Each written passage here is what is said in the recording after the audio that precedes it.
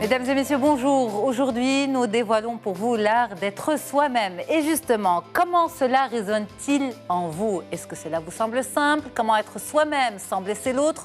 On vous dit tout. Et puis après, le point sur les bronchites avec le pneumologue Rachid Khtar.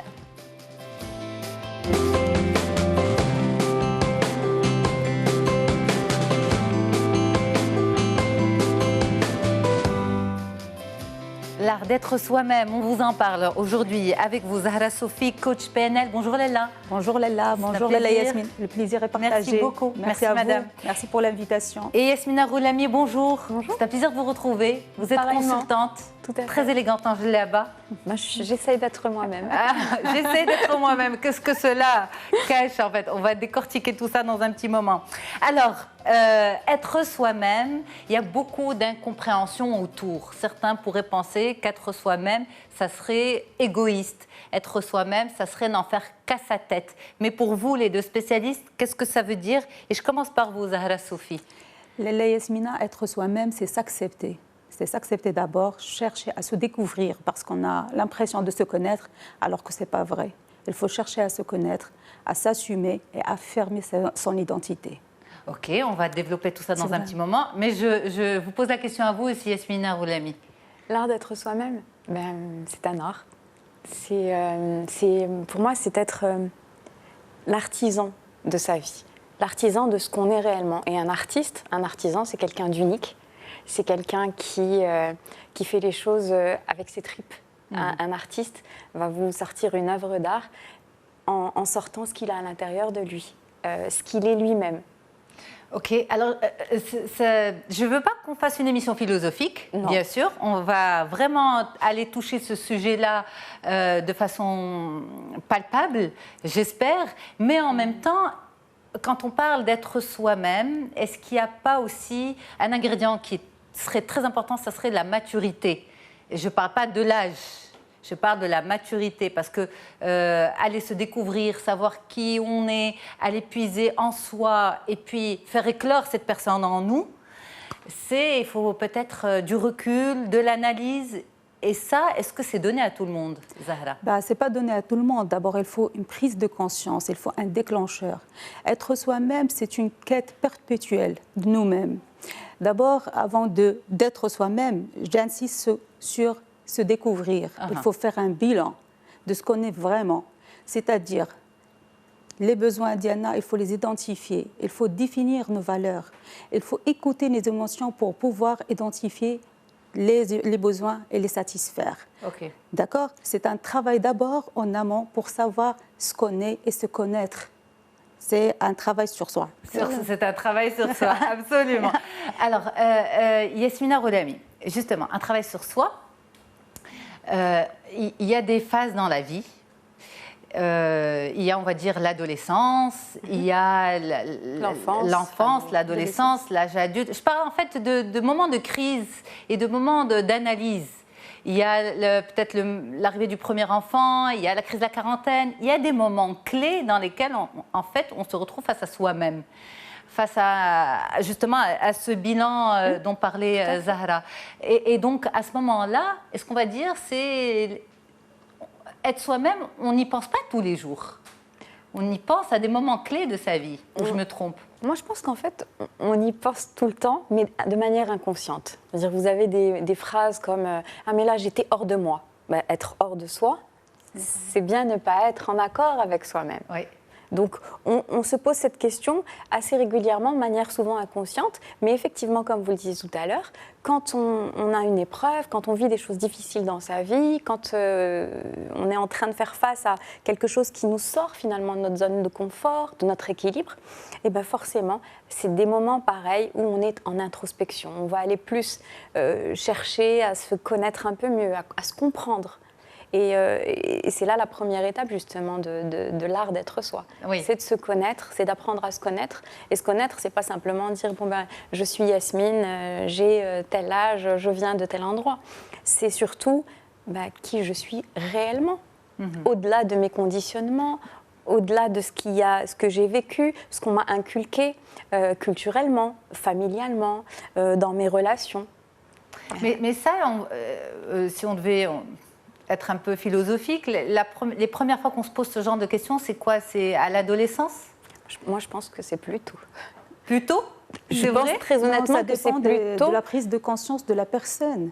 Ces questions, on les pose en fonction des déclencheurs, comme vous avez dit, lorsqu'on est en face d'une situation exceptionnelle qui nous fait sortir de notre zone de confort. Oui, mais... Oui. Pardon. Allez-y. Mais vous avez des enfants, moi je le vois, vous pouvez le voir même avec vos enfants à la maison, eh bien il se pose déjà ces questions. Et il va dire, mais je suis bête, je suis gentil, Il est en train de questionner son identité. Il est en train de déjà chercher qui il est. Il est en train de poser des mots, il est en train de mettre des étiquettes par rapport au regard de l'autre déjà. Et je pense que... Mais justement, d'où l'importance... Pardon, être soi-même, c'est évoluer vers l'enfant, parce que l'enfant est la perfection. Revenir vers soi. C'est revenir vers soi. Il était vraiment à l'état brut. Oui. On était vraiment à l'état brut. L'enfant n'a pas peur. L'enfant n'a pas honte de lui. L'enfant vit l'instant présent. L'enfant n'est pas dans le jugement. Donc, avec nos enfants, on revient vers l'enfance, vers la perfection, vers soi-même. Et l'enfant, jusqu'à 3 ans. Vous remarquerez que vos enfants, jusqu'à 3 ans, ils sont têtus. Il n'en fait qu'à sa tête. Et on dit, effectivement, il est têtu. Mais pas du tout. Il est lui-même. Il s'écoute quand il a faim, il pleure. Quand il n'est pas bien, il crie, il exprime ses émotions. Il exprime ses besoins. Et à partir de 3 ans, qu'est-ce qui se passe? C'est le conditionnement. Eh bien, ils sont plus tranquilles. On arrive, exactement. J'ai envie de dire, les monstres, c'est nous. On les conditionne. On les conditionne comment? Tais-toi, arrête, ne fais pas ci, ne pleure pas, ne fais pas ci, hchouma, Et là, il commence petit à petit, l'enfant, à se dire, ah, je ne suis plus moi. Mais c'est un processus de... Il cherche à correspondre, l'enfant cherche à correspondre à l'image. Mais la sociabilisation est importante aussi. On ne peut pas tous être d'éternels enfants de moins de 3 ans. Le monde n'avancerait pas. On y revient encore une fois, c'est une question d'équilibre.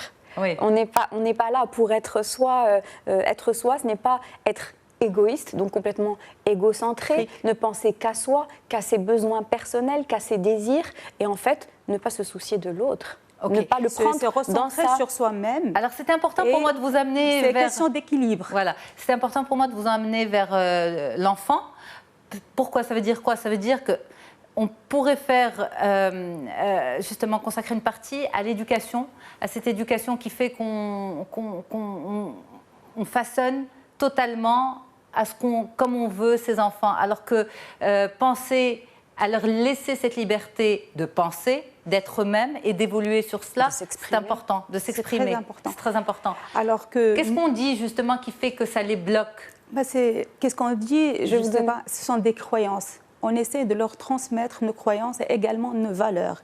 Et ça, on est en train de les conditionner. On cherche le meilleur pour eux, mais in fine, on leur donne des choses dans la bienveillance qui sont ancrées en nous, des choses qui les conditionnent, et on est en train de projeter des images, de projeter l'image de nous-mêmes sur nos enfants. Alors que non, il faut chercher à leur donner des croyances, je ne sais pas, des croyances stimulantes, des croyances... Par exemple, c'est des phrases, en fait. Des phrases. Des phrases qu'on va leur dire. Qu'est-ce que c'est qu'une croyance? C'est une hypothèse que nous-mêmes, on a ancrée. C'est la société, les parents d'abord, la société et tout. Ce sont des phrases, par exemple, une croyance que moi, je me répète tout le temps, je suis imparfaite et je suis fière de moi. Donc, c'est une croyance. Ce n'est pas grave, je suis imparfaite et ce n'est pas grave. C'est pas grave, je suis fière de moi. Je suis fière de moi telle que je suis, avec mes imperfections. Il faut s'accepter dans sa globalité. On est des êtres en perpétuel changement. On cherche la perfection, mais jamais on va l'atteindre. Mais juste, on fait des efforts. Donc, avec vos enfants, avec votre avec fille, Malek, oui, vous véhiculez ça, vous lui dites que c'est pas grave quand elle est frustrée, quand elle n'y arrive pas. C'est pas grave, elle doit exprimer l'émotion pour identifier les besoins, la rassurer. Certes, il faut établir un cadre pour qu'elle soit en sécurité, mais juste, il faut chercher à lui inculquer des croyances motivantes, stimulantes, dynamisantes quelque part, pas des croyances limitantes. Mais quand on dit à un enfant, tu peux y arriver, quand il dit, par exemple, c'est compliqué pour moi, si on suivait votre raisonnement, c'est compliqué pour moi, on pourrait le respecter, c'est compliqué pour lui. Mais comment on pourrait l'amener à se surpasser? Parce que ça aussi, c'est un volet du coaching, le dépassement de soi. Oui, j'ai envie de vous poser la question, et pourquoi? Pourquoi vous voulez, le pousser à?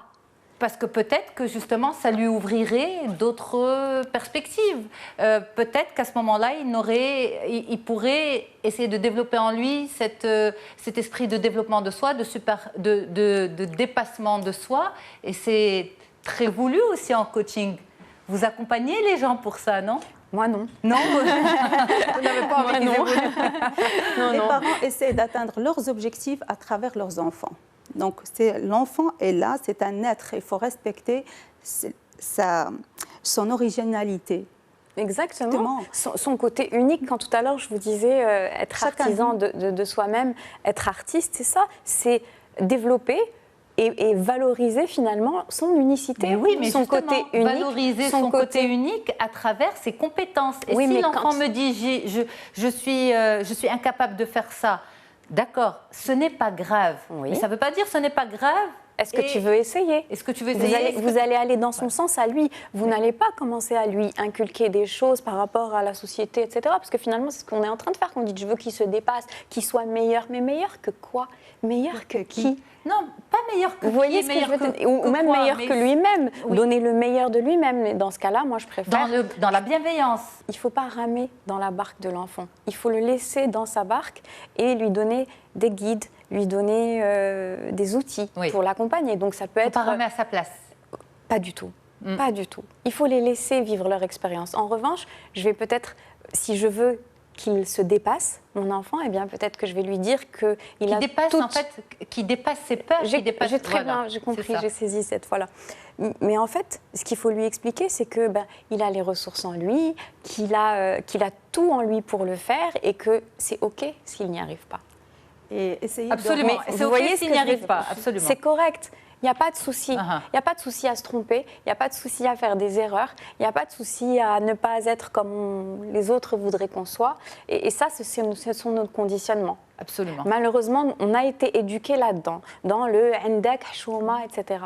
Je peux vous donner un exemple pour attention, c'est honteux, c'est voilà. Oui, j'ai un petit exemple si vous voulez, comme bien ça on parle aux téléspectateurs. J'ai ma fille qui arrive chez moi l'autre jour. Elle devait aller voir une petite cousine qui a eu un petit enfant. Et donc, elle se dit, je vais lui emmener des livres, parce qu'elle adore lire. Donc, elle lui emmène 3 petits livres pour enfants, pour bébés. Et pour la route, parce que c'était à Casablanca, elle dit, je vais prendre mon livre de la bibliothèque rose. Et elle l'emmène. Elle revient sans son livre. Et je lui dis, qu'est-ce qui s'est passé ? Il est où ton livre ? Elle me fait, tu sais, en fait, quand j'ai donné les 3 livres, ils croyaient que le 4e aussi, c'était pour le bébé. Et ils l'ont pris. Et tu comprends, maman, j'ai pas pu dire non, parce que c'est chouma. Ça se fait pas. C'est chouma. Ce mot, chouma. Et là, j'ai regardé ma maman. Et en fait, sans se parler, finalement, on a réalisé à quel point nos conditionnements, nos mots, et elle a quel âge, justement ? Elle a 7 ans. 7 ans. Elle a 7 ans. Elle a intégré la notion de chouma. Elle a intégré depuis ça ne se fait pas. Déjà. Oui. Ouais. Et qu'est-ce qu'elle a fait là-dedans ? Pour revenir au sujet, elle n'a pas été elle-même. Elle ne s'est pas écoutée. Elle n'a pas écouté ses besoins parce que son livre, elle ne l'avait pas terminé. Elle avait envie de le lire. Elle y tenait, elle a une collection. Donc elle les collectionne. Donc ça en fait un en moins. C'est tout bête. Ouais. Mais ça conditionne. Aujourd'hui, c'est le livre. À 20 ans, ce sera autre chose. De plus important que ce livre. Et c'est la frustration. Et c'est la frustration, tout à fait. Alors, si on devait revenir à l'adulte, ça c'est pour l'enfant, mais si on devait revenir à l'adulte, aux personnes qui nous regardent maintenant, qui se disent c'est vrai, moi je fais pour l'autre, je n'arrive pas à dire non, je sais que je fais certaines choses et ça me frustre, mais c'est plus fort comme ça que moi, c'est comme ça, c'est la société qui veut, c'est mes parents qui veulent, c'est mon travail qui me demande ça. Être soi-même, ça veut dire quoi ? Tout laisser tomber ? Dire stop ? Non. C'est quoi ? D'abord, c'est le travail D'abord, c'est le bilan, le travail d'introspection. Je me pose quoi comme question ? Ça passe par quoi ? On va y aller étape par étape. Qui suis-je ? Qu'est-ce qui est plus important pour moi ? Ok. Qui suis-je ? C'est-à-dire nom, prénom, l'identité de la personne. Civil ? Non, pas du tout. Alors, il faut chercher à définir ses valeurs. Définir soi-même avec ses mots, avec ses propres mots déjà. Mais est-ce qu'on peut aider les téléspectateurs ? Parce que pour vous, ça c'est facile à dire, je me définis avec mes mots. Mais certaines personnes ne se sont jamais retournées vers elles-mêmes, sur elles-mêmes. Donc, comment on parle de soi ? Comment on se qualifie lorsqu'on n'est pas un spécialiste ? C'est quelque chose qu'on fait par soi-même. C'est l'ouvrage d'une vie, de se chercher, de savoir qui on est et de l'accepter. de l'affirmer en fait, de s'affirmer soi-même. C'est un ouvrage personnel. Alors oui, bien sûr, on peut aller voir un psychothérapeute, un coach, que sais-je, un sage. On peut aussi lire des livres, on peut se renseigner, mais ça viendra de vous. Okay. Qu'est-ce que je me pose comme question? Comme vous l'avez dit, Yasmina, c'est pas oui, aujourd'hui, je me retrouve avec moi-même, c'est comme ça. Mais ça peut être dans une situation donnée, par rapport à une émotion qu'on va avoir, parce que finalement, la colère, la peur, etc., c'est quoi? C'est un tableau de bord. C'est quelque part comme dans votre voiture, j'ai plus d'essence, il y a un clignotant qui s'allume. Eh bien, ma peur, ma colère, c'est la même chose. C'est un clignotant qui me dit quelque chose. Et ce qu'il y a derrière, la question, c'est de quoi j'ai besoin? Yasmina, de quoi tu as besoin maintenant? Pourquoi cette colère? Qu'est-ce qu'elle cache derrière? Donc, de quoi j'ai besoin? Ça, c'est une première question dans la connaissance de soi. Qu'est-ce qui m'anime? Qu'est-ce qui me motive? Qu'est-ce qui fait que je suis moi, indépendamment des conditionnements? En fait, on va venir par rapport à, on va dire, ses rêves, d'accord? Ou ses objectifs dans la vie. Et on va dire, OK, cet objectif, il vient d'où? Je veux me marier ou je veux avoir une relation avec un homme. Mais cette femme, si elle le dissèque, qu'elle le décortique, d'où ça vient? Est-ce que c'est une injonction sociale? Est-ce que c'est parce que dans la famille, on n'a pas arrêté de dire qu'il faut se marier, il faut avoir des enfants, il faut... J'ai pris un exemple comme ça, mais ça pourrait être avoir un deuxième enfant, ça pourrait être... Vous voyez ce que je veux dire? C'est ça, être soi, c'est toujours dans la relation à l'autre. C'est toujours dans nos situations quotidiennes. C'est honnêteté avec soi-même, avec d'abord soi-même, exactement. Et très souvent, malheureusement, on n'est pas soi-même. Pourquoi? Parce qu'on a peur de blesser, parce qu'on a envie d'être aimé. Parce qu'on est conditionné. Mais on a envie d'être accepté par l'autre. Par la famille, l'approbation, l'admiration, chercher à satisfaire les attentes de l'autre. Voilà, mais c'est de peut-être ça qu'il faut avant tout se débarrasser, parce que les personnes qui nous suivent et qui disent, bon, elles ont raison, d'accord. Si j'ai voulu ce travail, c'est parce que j'ai besoin, par exemple, de reconnaissance. Si je travaille 10 heures par jour, c'est parce que je veux exceller dans mon travail. Et même si, au fond, je ne suis pas très heureux de mon choix, eh bien, je n'ai pas le choix. C'est comme ça, il faut que j'y arrive. On a toujours le choix. Mais alors, justement, comment une personne peut faire marche arrière? Est-ce que c'est possible? C'est-à-dire, qu'est-ce que ça veut dire marche arrière? Sur ses conditionnements? Absolument, revenir sur ses conditionnements qui conditionnent aussi son mode de vie. Actuellement, pour l'enfant, on va dire, c'est presque pas compliqué parce que c'est son être uniquement et son être, alors que l'adulte, parfois, il a fondé une famille, parfois, il prend en charge, on va dire, sa famille, ses parents. Oui, c'est-à-dire qu'en fait, il a des attaches, il a un cadre, un écosystème, tout à fait, dont l'équilibre dépend aussi de son comportement et de tout ce mode de vie qu'il a instauré qui ne lui convient peut-être pas. Ce sont des choix à faire. Ce sont des choix à faire et c'est nos décisions qui font notre vie. Mais c'est facile à dire. Non, c'est pas facile et c'est facile à faire. Exemple, moi-même. Moi, j'étais une personne dans un petit coin, introvertie. J'avais un travail, je vivais ma vie, aucun problème. D'accord? Un jour, il y a eu un déclencheur. Le décès de ma mère. À partir de cette date, j'ai commencé un travail sur moi-même. Il y avait la tristesse, et j'ai commencé à travailler sur moi-même. C'était un travail de longue haleine et maintenant, je suis toujours en travail d'introspection et tout pour chercher la meilleure version de moi-même. D'accord? Alors, pourquoi vous vous êtes dit la vie est trop courte? Pardon? Vous vous êtes dit la vie est trop courte? Non, je me suis dit que la vie est courte, certes, mais également, il faut que je vive la vie que moi je veux, pas la vie qu'on m'a posée. D'accord. Et on était conditionné par la société. Chouma, il ne faut pas parler comme ça. Il ne faut pas s'asseoir de cette manière. Il faut respecter l'autre. Il faut faire ceci. Il ne faut pas faire cela. Respecter l'autre, c'est bien. Non, mais il y a des limites de respect. D'abord, le respect, c'est le respect mutuel. D'accord. Il faut savoir s'exprimer, exprimer ses besoins. D'accord? Respecter l'autre, c'est l'autre me respecte, d'accord, je suis là, on est en train d'avoir une relation respectueuse. Mais si l'autre dépasse ses limites, il faut que moi je rebondisse, il faut que j'exprime mes besoins, il faut que j'exprime ma colère par exemple, mais d'une certaine manière. Alors, le conditionnement nous empêche d'avoir la vie qu'on veut. Nous empêche d'être heureux. On est là, on cherche l'approbation, je cherche l'approbation d'Yasmina pour qu'il me dise « Oui, effectivement, tu as bien parlé et tout. » Je recherche l'approbation de mon employeur, de mon mari. Et moi alors, dans tout ça? Mais certains vous diront, dans ce cadre de conditionnement, je me vois à travers le regard approbateur de l'autre. Si l'autre est fier de moi, alors que donc forcément je fais du bon travail, donc je peux être fier de moi. Oui. Mais je ne peux pas être fier de moi d'emblée. Mais ça, c'est en surface. C'est en surface. C'est en surface. Parce qu'à force de se brimer, de ne pas s'écouter et de vouloir juste plaire aux autres, vous allez engranger et emmagasiner à l'intérieur de vous un certain nombre de colères, de frustrations, de peurs, de blocages, etc., etc., etc. Mais tout ça, une fois que c'est rentré, ça sort quand? Ça sort quand alors? Ça sort quand? Ça va s'exprimer justement par des colères inexpliquées. Vous êtes au volant et puis il y a... Par des somatisations aussi éventuellement? Bien sûr, parce que le corps réagit. Oui, absolument. Nos émotions, qu'est-ce que c'est? Je vous disais tout à l'heure, ce sont nos tableaux de bord. Une fois qu'on ne les a pas prises en compte, qu'on n'a pas entendu ce qu'il y avait derrière comme besoin, qu'est-ce qui se passe? Eh bien ça passe, ça se transforme en maladie. Absolument. Alors, on va marquer une courte pause et on revient pour la deuxième partie. Merci beaucoup, mesdames. Je rappelle que je suis avec Zahra Soufi, coach PNL, et Yasmina Roulami, consultante. Et on retrouvera également le docteur Rachid Lkhtari, il est pneumologue. On fera le point en fin d'émission avec lui sur ces bronchites interminables en hiver. Restez avec nous pour les détails. À tout de suite. Allez, on retourne avec vous sur le plateau d'Onzitou pour reprendre cette émission sur l'art d'être soi-même, sans vouloir en faire une discussion philosophique. C'est vraiment du terrain que l'on vous propose avec les deux spécialistes Zahra Soufi et Yasmina Roulami. On va partir sur cette introspection qui est nécessaire pour se connaître. Quand on parle d'être soi-même, il faut avant tout bien se connaître, bien s'identifier. Ça passe par un processus. On a un petit peu évoqué rapidement on va dire le questionnement, mais je voudrais qu'on aille vraiment en profondeur pour cette dernière partie avec vous, si vous le permettez. Alors, on va faire vraiment du forage en soi. On va aller profondément. Comment on se retrouve avec soi-même?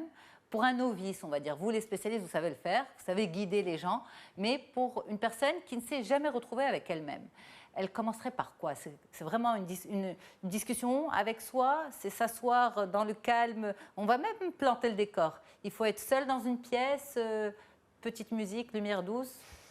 On va dire que ce n'est pas important. Ça dépend de chaque personne. C'est caricatural. Ça dépend de chaque personne, des situations, des déclencheurs, le moment de la prise de conscience. Chaque personne a son propre rythme. Mais les phases nécessaires, c'est le bilan, l'introspection, c'est un certain nombre de questions à se poser. On y va pour les détails. D'abord, il faut définir ses valeurs. Pour moi, c'est important. Les valeurs, ce sont les critères inconscients qui nous guident.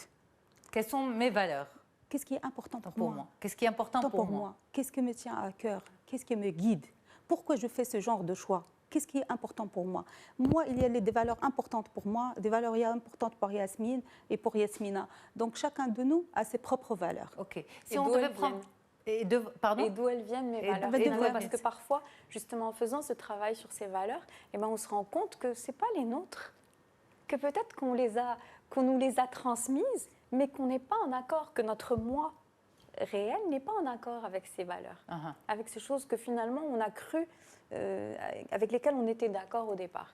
Et ce travail va permettre de disséquer tout ça et puis de se rendre compte que là, ça, c'est quelque chose, par exemple, la justice, pour moi, c'est quelque chose de très important. C'est une valeur fondamentale. Et donc, face à l'injustice, je vais avoir des réactions très violentes peut-être, ou de la colère, ou que sais-je. Donc, c'est important ce travail de vraiment trouver, oui, ces valeurs, mais de les chercher d'où elles viennent d'abord, pour vraiment être sûr que ce sont nos valeurs. Zahra, vous vouliez rajouter un point? Oui, d'abord, il faut chercher la source des valeurs, mais également, à chaque fois qu'il y a un malaise, c'est qu'il y a un problème de valeurs. Chaque fois qu'il y a un conflit avec une personne, il y a conflit de valeurs. Chaque fois qu'on ne se sent pas bien dans une situation, c'est qu'il y a quelque chose qui se cache derrière, et il faut se poser la question, qu'est-ce qui se passe? Et quand Zahra dit conflit de valeurs, ça veut dire qu'en fait, mes valeurs et les valeurs de l'autre, dans cette situation de communication, ne sont pas en face. Elles sont en conflit. Vous voyez ce que je veux dire? exemple? Par exemple, pour moi, la valeur la plus importante, c'est ma famille, par exemple. OK. D'accord? Ma famille est plus importante que le monde entier, par exemple. C'est ma famille d'abord, pas le travail. Okay. Une autre personne, sa valeur la plus importante, c'est le travail. D'accord? Il va me demander de rester, par exemple, de travailler au-delà des heures. L'autre personne, c'est votre patron. Par exemple. Oui, bien. De rester au-delà des heures. Par exemple, il faut rester au-delà des heures. moi, ma valeur importante, c'est ma famille. Ouais. Donc, je ne peux pas accepter. Je vais être mal. Il y aura de la frustration, et après une rumination, et après de la colère qui ne va pas s'exprimer sur le champ. Ok. Et puis, je vais juger mon patron. Je vais juger mon patron. Je vais dire... Pardon, on la laisse finir. Allez-y, Zahra. Je vais le juger, je vais dire, mais c'est pas normal. Moi, je suis une femme mariée, j'ai des enfants, lui, il ne comprend pas la situation. Mais non, chacun a sa propre valeur. Mais justement, si on devait s'arrêter sur cet exemple en particulier, conflit de valeurs. Pour vous, pour X, c'est avant tout la famille. Pour le patron, c'est avant tout le travail. Oui. D'accord? Comment vous allez lui communiquer votre valeur pour être en symbiose avec vous-même, en adéquation avec vous-même et respecter votre valeur? Vous n'allez pas faire ces heures supplémentaires que votre patron vous demande. C'est juste question de communication. Il faut Alors, savoir s'exprimer, exprimer ses besoins. Il faut clarifier. L'autre n'est pas censé lire dans nos pensées. L'autre n'est pas censé dire, voilà, ce qui est important pour Zahra, c'est ça ou ça. Bien sûr. Non, il faut clarifier les choses. Mais certains vous diront, on est déjà tombé dans cette situation et puis mon patron ne voulait rien entendre. Pour lui, ce qui l'anime, c'est le travail, sa valeur à lui, c'est le travail. Et donc, tous ses collaborateurs doivent avoir la même valeur que lui. Parce qu'il doit savoir qu'il doit compter sur eux, qu'il peut compter sur eux. Sinon, on va dire, ils ne lui servent pas grand-chose. Et à ce moment-là, ça crée de grands problèmes en milieu professionnel. Vous pouvez être compétente, très bien, mais vous devez être et compétente et disponible. Et cette disponibilité, vous ne l'avez pas. Donc, pour votre patron, ça l'handicape et ça vous handicape. Vous en pensez quoi? Je pense que le plus grand problème, c'est les non-dits de communication. Et c'est C'est-à-dire ça qui va créer un problème. Mais dans cette situation, par exemple? Dans cette situation, eh bien, tout simplement, on parle de communication et c'est la deuxième étape, justement, de l'art d'être soi. Donc, c'est parfait parce qu'on apprend à se connaître, à comprendre, etc. Et la deuxième étape, c'est d'apprendre à communiquer, d'apprendre à s'exprimer. Je vais exprimer mes besoins, je vais exprimer mes émotions. Donc, face à mon patron dans cette situation, par exemple, au lieu de ruminer, parce que la première heure, c'est de dire, bon, c'est mon patron, je ne vais pas répondre. Pourquoi? Parce que, et là, il y a tout un cheminement de pensée qui va s'introduire. Parce qu'il va penser justement que je ne suis pas assez engagée, que pour moi, ma famille est avant tout, etc. Et on va se faire tout un film et des non-dits et refermer toute cette colère et l'intérioriser. Alors que si je parle en communication non violente, alors après, il y a des outils pour la communication. Justement, dans cet exemple la communication non violente, en quelques mots, rapidement, c'est plutôt que de dire « tu a fait ci, il a fait ça, mon patron », on va dire, lorsque cette personne a ce comportement, vous allez voir la différence, ou qu'elle fait ça, je me sens. D'accord, mais pour cet exemple-là, par exemple, le patron de Zahra vient la voir et lui dit « écoutez, vous allez travailler un peu plus ». Pour Zahra, ce n'est pas possible, elle a un engagement de famille et puis c'est important, elle ne peut pas laisser tomber. Alors je demanderai à Zahra de répondre à son patron avec de la communication non violente, en s'écoutant et en exprimant ses besoins. Qu'est-ce qu'elle va dire comme mot? Moi, je veux les mots, je veux le terrain. Je veux le concret. Alors, pour moi, entre parenthèses, c'est l'objectif de tout patron, c'est le résultat, c'est le travail. Sûr. Donc, une situation de conflit de valeurs, ça génère de la démotivation pour les salariés. Donc l'employeur, je ne pense pas que lui, l'objectif principal pour lui, c'est la présence et la non-rentabilité, c'est la rentabilité avant tout. Alors moi, mon besoin, c'est de rentrer chez moi, c'est d'être présente pour ma fille au-delà des heures, d'accord? Le besoin du patron, c'est la rentabilité. Donc pour moi, je suis présente, je suis très bien là durant les heures de travail, je suis rentable. Au-delà des heures, je ne vais pas être mieux. Je vais pas me sentir très bien, donc je vais être frustrée. Je dois rentrer chez moi pour être présente pour ma famille parce que c'est très important pour moi. Très bien. Mais comment vous allez le dire à votre patron? Alors, en communication non violente, justement. Comment vous allez lui expliquer ça? Vous allez exprimer le besoin, le ressenti, et puis... Je suis votre patron. Je viens vous dire, Madame Sophie, s'il vous plaît, nous avons besoin de vous aujourd'hui à 19h30, nous avons une réunion. Oui, exceptionnellement, aucun souci. Mais tous les jours, c'est ça le problème. D'accord. Exceptionnellement, oui, je suis présente. Mais tous les jours, ce n'est pas possible pour moi. Donc, vous l'avez dit, Zahra, vous dites à votre patron, si c'est exceptionnel, il n'y a pas de problème. Oui. Est-ce qu'il ne risque pas de mal interpréter déjà, quand vous lui direz, si c'est exceptionnel, il n'y a pas de souci? Non. Non. OK. Et si, par exemple, 2 jours après, moi, votre patron, je viens et je vous dis, bon, écoutez, Zahra, on a un dîner de travail, le client n'a pas pu se libérer en journée, et donc réunion ce soir à 20h, dîner. Donc, vous n'allez pas rentrer chez vous. Comment vous pouvez réagir? Est-ce que vous acceptez ou pas? Si je peux le faire, je le fais. Aucun souci. Si je ne peux pas le faire et j'ai des obligations, je ne vais pas le faire.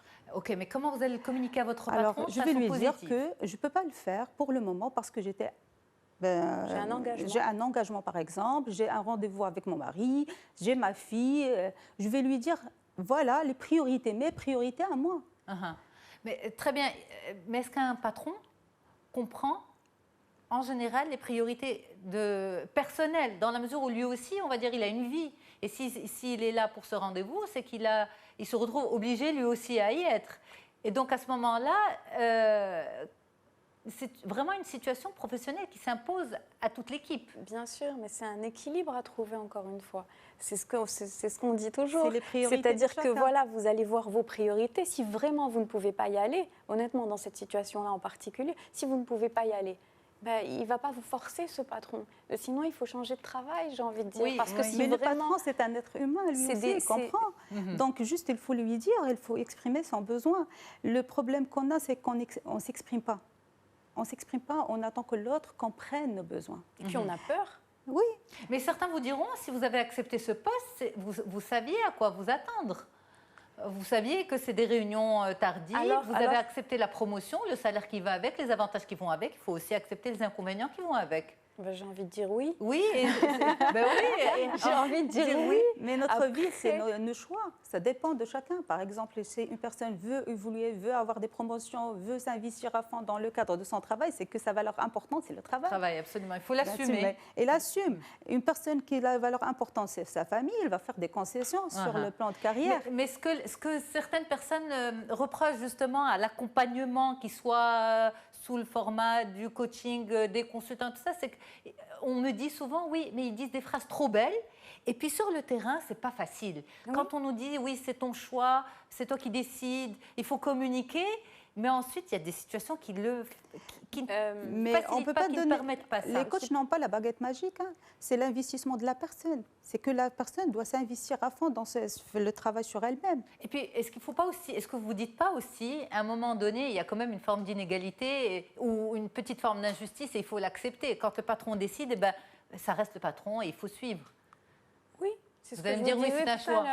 Oui, c'est ce que je vous disais tout à l'heure, ce n'est pas une question de choix. Simplement déjà, si la personne arrive à exprimer à son patron ses besoins, son ressenti du moment, etc., mais qu'elle est effectivement obligée d'aller... Elle n'est pas son psy non plus. Mais ce n'est pas ça. Mais elle n'a pas besoin d'entrer dans des considérations psychologiques. Elle va simplement dire, écoutez, vraiment, ça m'embête. Ça m'embête parce que j'ai un engagement que je ne peux absolument pas repousser. Ou expliquer et dire je vais vraiment faire de mon mieux, mais ça me dérange. Mais déjà, poser les choses. C'est-à-dire, vous pouvez aller à ce dîner parce qu'effectivement, c'est une obligation familiale, professionnelle et que vous allez devoir justifier auprès de votre époux ou vos enfants, etc. Donc, vous allez le faire quand même. Mais ça ne vous empêche pas d'exprimer les choses, de dire quand même, pas juste de dire oui, bien sûr, il n'y a pas de problème, monsieur, parce qu'on a peur, etc. Non, il y a un moment, il faut s'affirmer. Il faut affirmer ce qu'on est, nos contraintes personnelles, nos besoins, etc. Mais on peut le dire de manière bienveillante. C'est ça que j'essaie de vous dire. La communication non violente, c'est ça. C'est pas forcément d'arriver à ce qu'on veut, c'est juste d'arriver à un terrain d'entente, à une communication qui soit saine, qui ne soit pas faite de non-dits, qui ne soit pas faite de peur, etc. Et moi, également, entre parenthèses, également, le patron a besoin de quelqu'un de rentable. Oui. Être présente et non rentable, il n'en a pas besoin. Oui, c'est la démotivation. C'est la démotivation. Donc, pour lui, il faut que la personne soit présente, corps et âme. Et juste lorsqu'on lui explique, c'est un être humain, il peut comprendre. Mais ne pas exprimer, et la frustration, et la rancune, et après, on sait que c'est la colère, après. Absolument. Et si ça se multiplie, mais j'ai envie de dire à la personne qui est dans cette situation avec son patron, écoute, est-ce que ça te convient ? Oui. Parce que si ça te convient de rester dans un travail où justement tu es tiraillé entre toutes ces contraintes. peut-être qu'à ce moment-là aussi, c'est dans le travail d'introspection, de se faire connaître, de savoir ses valeurs. Et bien, ma valeur famille, elle est plus importante que ma valeur performance ou pour plaire à mon patron. Eh bien, merci beaucoup pour toutes ces explications et cet échange, mesdames. C'était un plaisir de discuter avec vous. Zahra Soufi, coach PNL, Yasmina Roulami, consultante. Et moi, je reste avec vous pour l'interview santé. À tout de suite.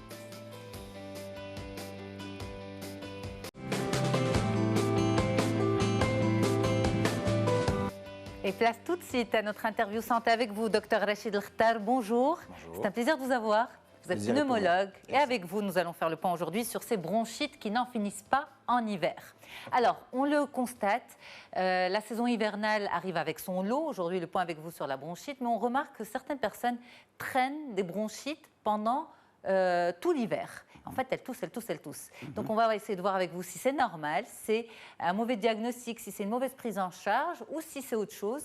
En fait, les bronches sont blessées, de haut en bas, et donc vont avoir pour principal symptôme au départ une toux sèche.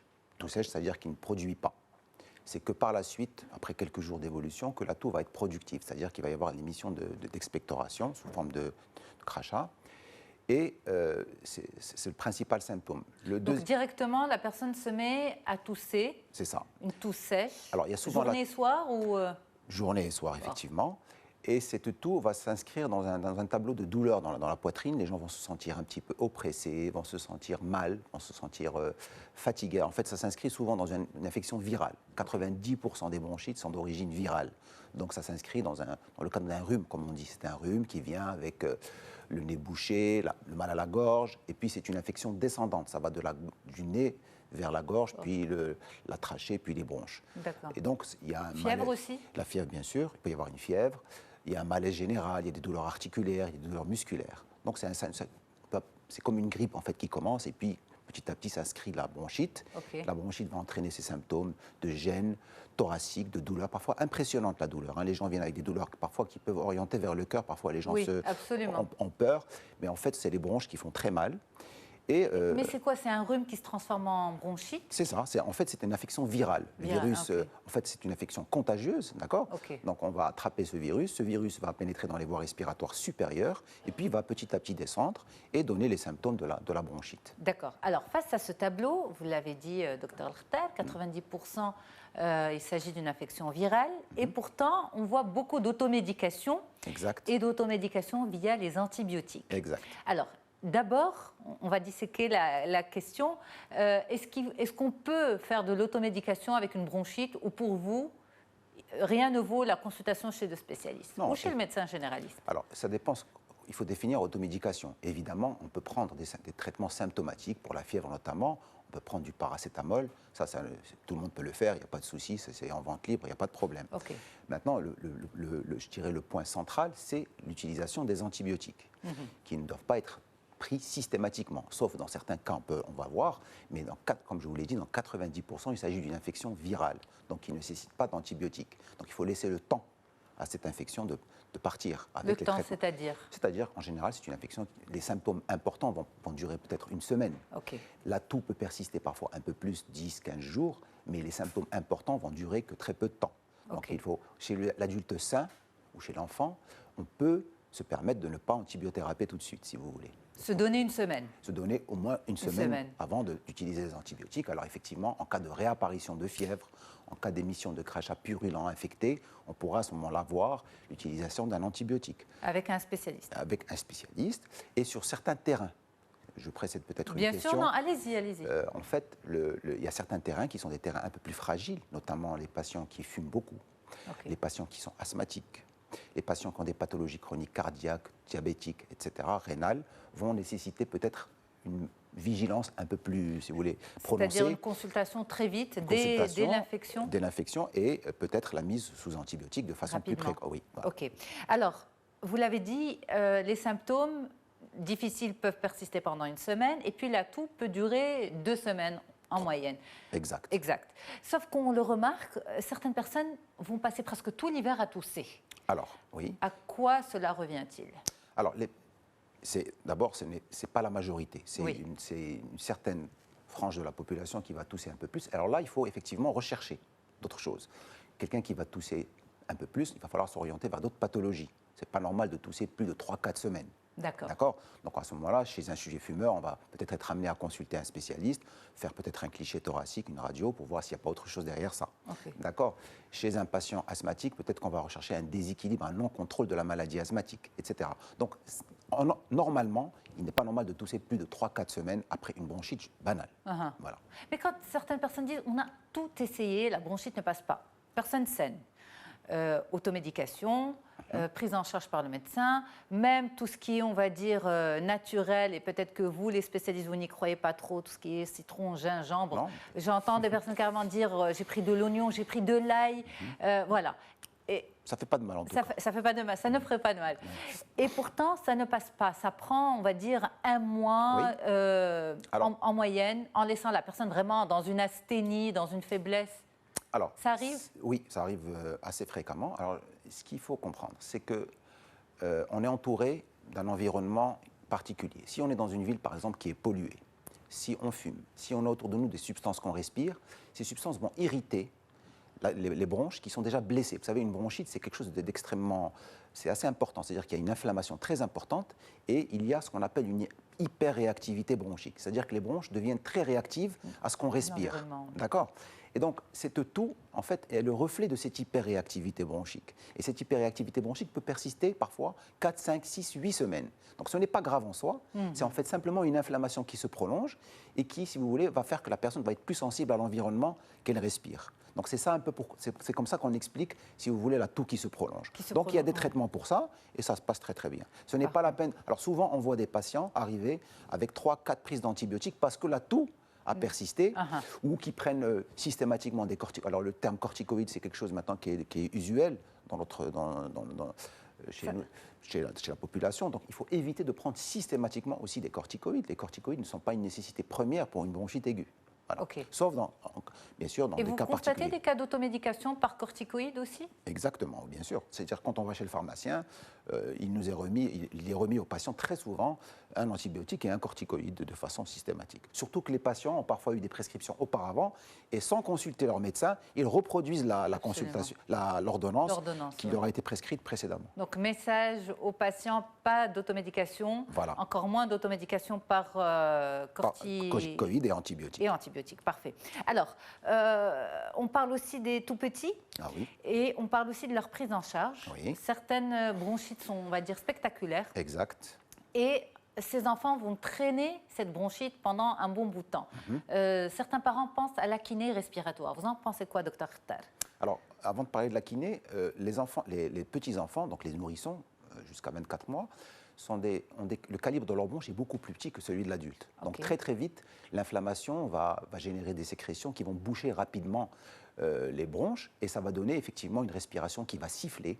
D'ailleurs, on parle de bronchiolite. D'accord ? Ça va toucher les toutes petites bronches et ces enfants vont être très rapidement gênés et vont être parfois hospitalisés.